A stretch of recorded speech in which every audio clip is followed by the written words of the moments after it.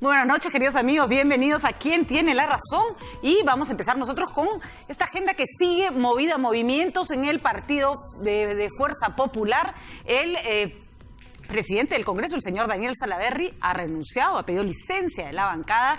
Los voceros han puesto sus cargos a disposición y hay obviamente una reorganización y un nuevo estilo que quieren implantar. Después de haberse reunido con el presidente Vizcarra, entendemos que para que las cosas vayan un poco más tranquilas. Por otro lado, el APRA insiste en presentar una moción de censura contra el presidente del Consejo de Ministros, el señor Villanueva, pero que no ha tenido necesariamente el apoyo de otras bancadas. Por eso tenemos protagonistas de ambos partidos, para que nos ayuden a entender un poco cuál es el futuro de las relaciones entre el Ejecutivo y el Legislativo. Con nosotros la congresista Úrsula Letona. Úrsula, ¿cómo estás? Buenas noches. Y el congresista Mauricio. Patricia, gracias por la un invitación. gusto tenerlos a los dos. Y empezamos por la casa más complicada. A ver, Úrsula, cuéntenos, por favor. Primero un poco tratar de entender qué es lo que ha pasado. Entendemos que hubo una reunión entre un grupo de congresistas de Fuerza Popular con el presidente Vizcarra, una reunión además agendada, pública, nada secreto, y ahí se ha llegado a la conclusión de que se debe tratar de que las cosas se calmen un poco. Y a raíz de eso pareciera que están tomándose ciertas decisiones en el partido. No ha sido así. Es más, nosotros no teníamos conocimiento de la reunión en la bancada, nos hemos enterado por la prensa. Había rumores de que había un grupo que se había reunido, entiendo que, porque he conversado con algunos de ellos, de que se debía a cuestiones de sus regiones, varios de ellos eran de provincias, pero no tienen nada que ver con las decisiones que hemos venido tomando en el partido. Nosotros, a raíz de la crisis que hemos vivido con la ausencia de Keiko durante los días que estuvo detenida, ya conversábamos sobre la necesidad de que justamente esa situación haga que valga la pena tanto sacrificio, ¿no? El hecho de haber estado lejos de sus hijas, de su familia, y conversábamos sobre la necesidad de emprender reformas, de evitar que esta confrontación se mantenga. Y lo hablábamos desde incluso antes de que ella estaba detenida, como este capítulo de la detención como que ha sido el desencadenante de este cambio que hemos tenido. Ya en la reunión de bancada del sábado, contando con ella, muchos de los congresistas pedimos cambios en la forma de comunicarnos, en la estructura partidaria, en el comité político, pedimos cambios en la necesidad de contar de repente con una asesoría más especializada, tanto en la bancada como en el partido, para temas comunicacionales y políticos, y en general se llevó a cabo una dinámica, digamos, bastante simpática en la reunión de bancada, donde cada congresista, nos quedamos hasta las 2 de la mañana, cada congresista pudo decir qué le molestaba. Y como qué peligroso eso. Sí, bueno, pero creo que fue una catarsis necesaria.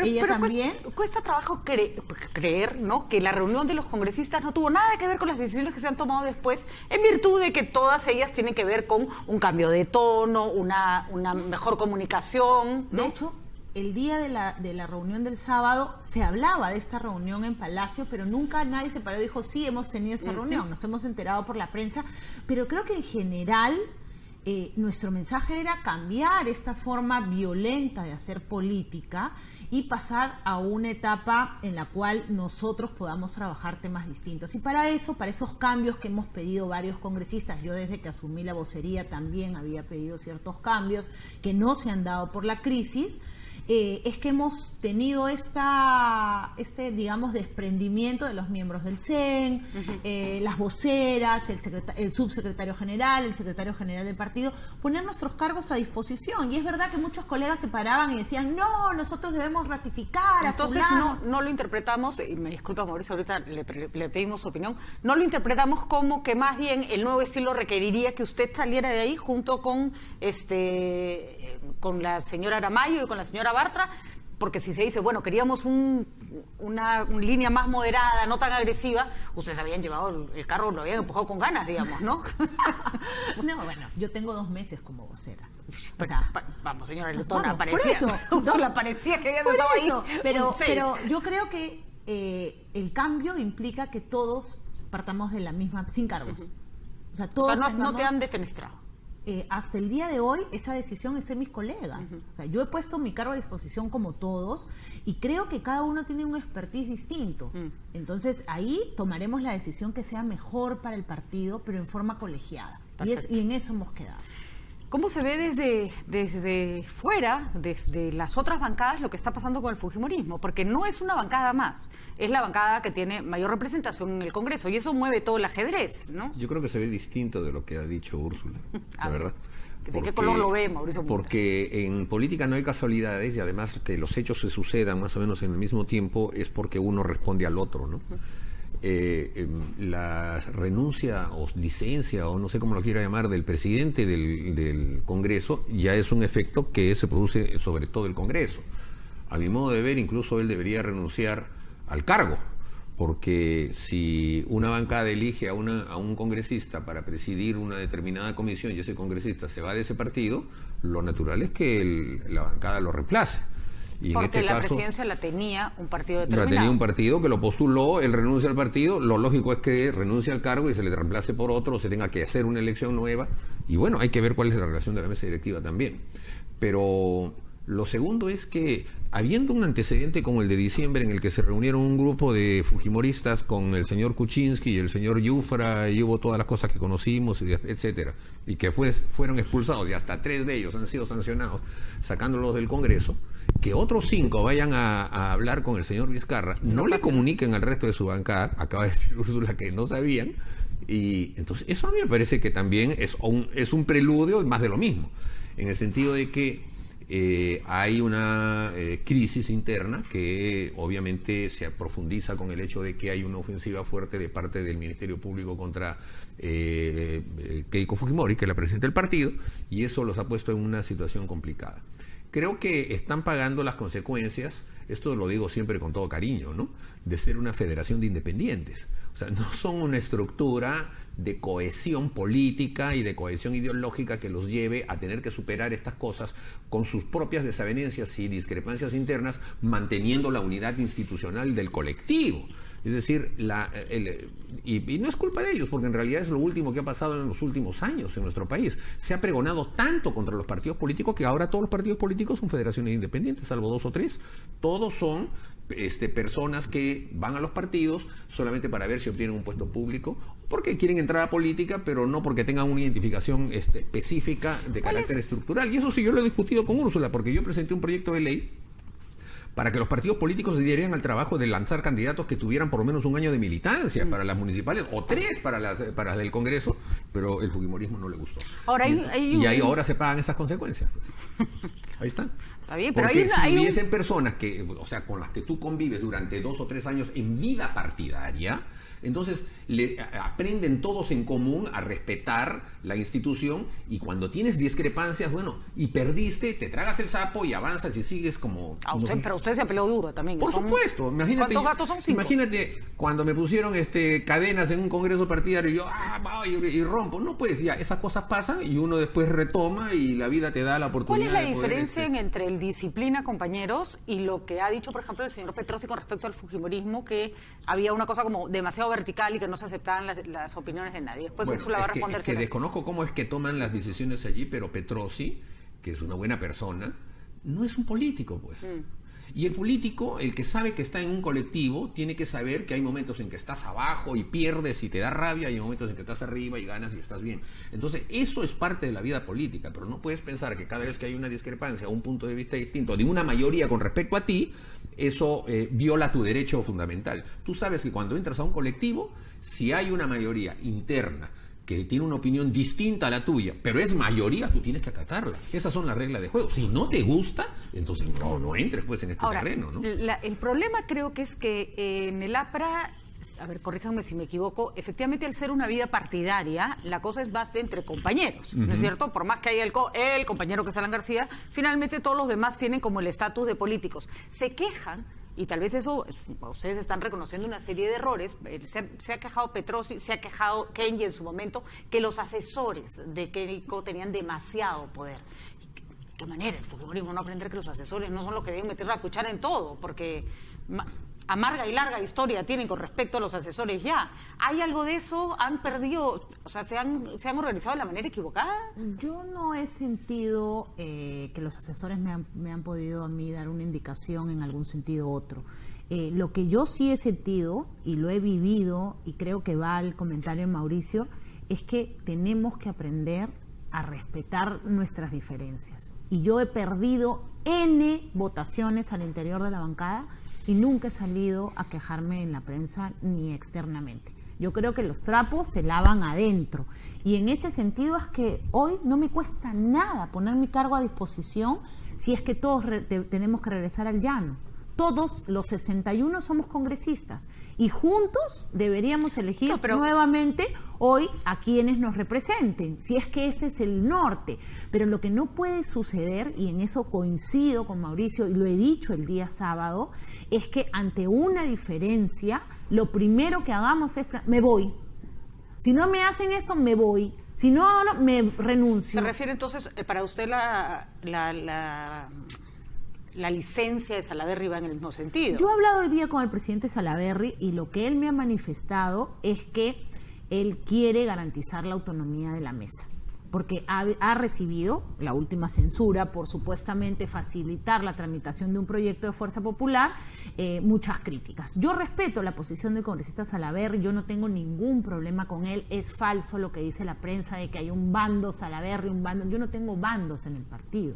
Mis 61 colegas son mis colegas y yo no hago diferencias, y cuando cuando me ha tocado no hacer nada, como decía Mauricio, yo el primer año me decidí a aprender y no acepté ningún encargo de la bancada y aprendí. Pero es poco creíble, ¿no? A ver. Pero eso de la mesa también estaría que por verse, porque yo no sé si los otros 3 miembros de la mesa van a hacer lo mismo que Daniel Salaverry.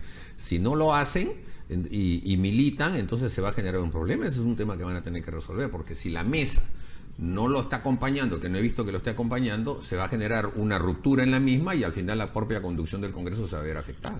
O sea, son decisiones que pueden atraer más problemas aún. Que pueden traer más problemas aún si no se resuelven en esa vía, ¿no? Ahora, poco creíble, Úrsula, que en una bancada tan grande todos acaten, pues, o todos se puedan poner de acuerdo, ¿no? Las votaciones. Y que no haya bandos, me suena más raro, ¿no? Pero son las votaciones, y eso es, o sea, la disciplina partidaria, y esto no es un tema que lo diga yo, eso está escrito en la doctrina de partidos políticos, implica eso, saber perder, respetar los acuerdos y aceptar lo que dice la mayoría. Ahora, yo he tenido, como dijo Mauricio, que comerme N sapos en votaciones. Y he peleado y he sustentado y me he ido uno por uno a plantear mi posición y he perdido. Y eso no significa para mí que no me quieran, que no quieran que esté en el partido. Es parte de, somos seres humanos, es parte de las diferencias. Bueno, y si se nombran otros voceros, que seguro se nombrarán, no se nombrarán, ya eso veremos cuál es la línea del partido, cuál es la línea que va a seguir, porque los voceros que nombras te dan un poco la idea de qué es lo que se quiere mostrar. Claro. Ahora, algunas cosas sí son como preocupantes, porque el discurso de nos ponemos todos de acuerdo versus un chat, y ojo que yo he defendido cuando me parece que los chats no tienen ninguna relevancia pública, pero esta vez me parece que sí había clarísima relevancia pública en el que se publicó sobre los chats de la botica. Hay una suerte como de consigna, y el señor Figari está en el chat diciendo voten así, hagan así, vayan para acá, destruyan al otro, y uno dice vamos, ¿qué es esto? El chat que se ha hecho público, y es un documento que ha filtrado el Ministerio Público nuevamente a IDL, es el teléfono celular de un colaborador eficaz, que al parecer forma parte del chat, no lo sabemos, porque no tenemos el detalle como lo tiene IDL.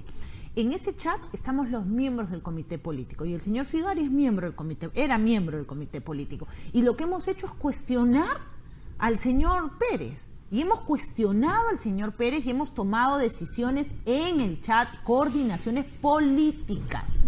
No hemos tomado ninguna decisión que tenga carácter delictivo, que pueda tener connotación penal, ni mucho menos. Lo que hemos dicho es un momentito, el señor Pérez viaja para un evento donde dice que es la guerrilla, hay que ponerlo en evidencia. El señor Pérez, pese a la detención, hace esto, nosotros... Pero también dice, tenemos que defender a Chávarri, que se lo quieren bajar. No dice defender, dice, hay que tener prudencia al momento de... Sí, prudencia. Ese es el adjetivo que utiliza Keiko Fujimori al referirse al señor Chávarri. No dice hay que protegerlo, no dice hay que defenderlo. Lo que dice hay que tener prudencia. ¿Por qué?